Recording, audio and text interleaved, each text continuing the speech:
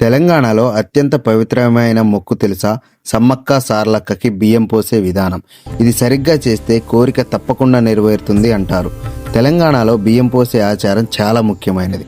కానీ మేడారం సమ్మక్క సార్లక్కకి బియ్యం ఎలా పోయాలో చాలా మందికి స్పష్టంగా తెలియదు. ముందుగా బియ్యం పోసేందుకు కావలసిన సామాన్లు అన్నీ సిద్ధం చేసుకోవాలి.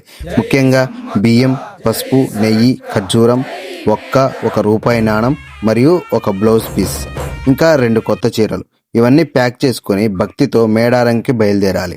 గద్దెల వద్దకు చేరుకున్న తర్వాత ఇంట్లో ఉన్న ముత్తైదువులందరూ కలిసి బియ్యం, పసుపు, కుంకుమ మరియు తెచ్చిన సామాన్లను మనసులో సమ్మక్క సారక్కని తలుచుకుంటూ కలపాలి.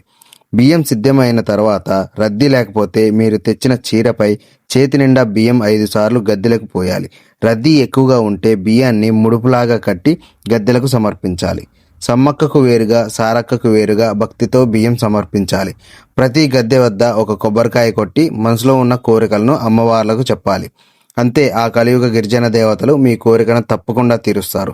2 సంవత్సరాల తర్వాత మళ్ళీ మేడారం జాతర వచ్చి మొక్కు తీర్చుకోవడం మర్చిపోవద్దు.